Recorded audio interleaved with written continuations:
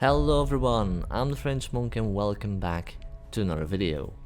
Several days ago, Bannerlord Online released, and this is a mod that allows players to move around the campaign world, visit cities, trade and fight alongside or against other players. So basically a co-op campaign mod. You start out like you normally do in a single player campaign. The difference lies in several other aspects. Economy-wise, players themselves produce raw materials and deliver them to the workshops whilst working in villages. These workshops in turn produce the food, weapons and armor, which is then delivered to the market. Time doesn't stop.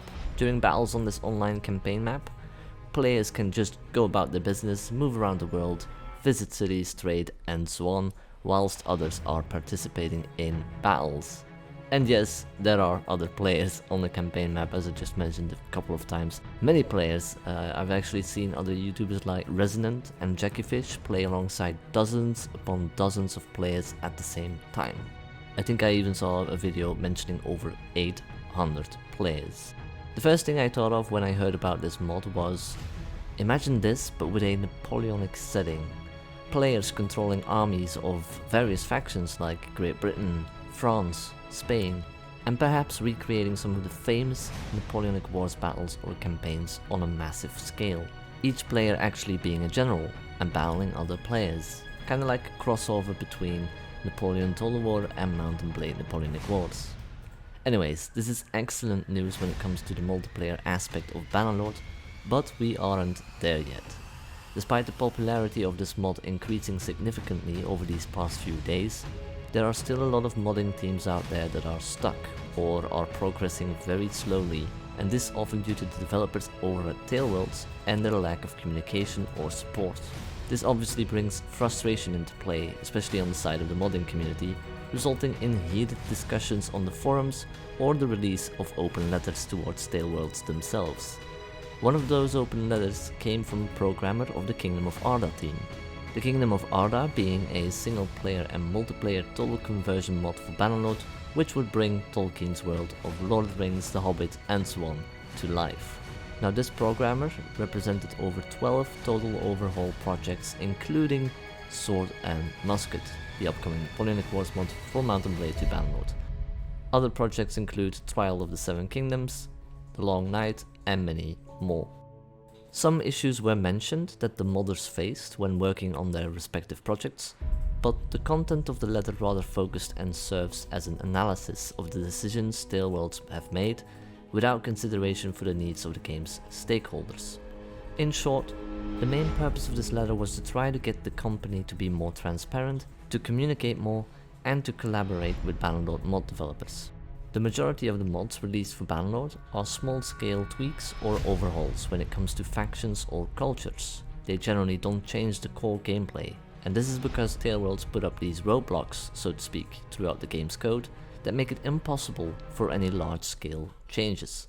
There's also a detailed list of problems which modders faced or continue to face up until this point, and I'm sadly not an expert at coding, so I can't go into the meat of things, but I will kinda mention a few of these items. Now this list includes the lack of modding documentation, and this normally helps modders by explaining how each system works and how the maintainers intend for the modders to implement generic features.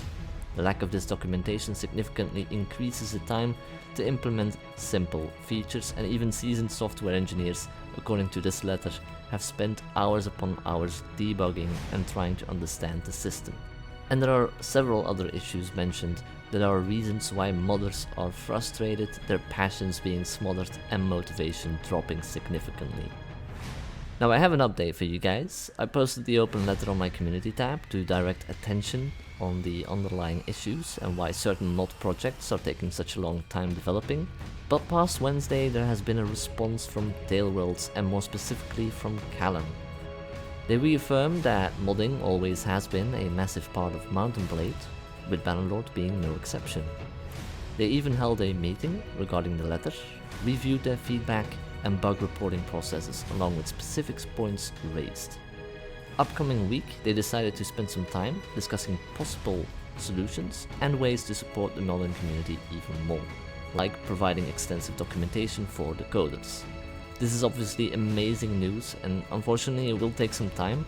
Whilst in the past feedback and suggestions were ignored and decisions were made behind closed doors, this response from TaleWorlds is a first step in the right direction towards more communication and cooperation with modders.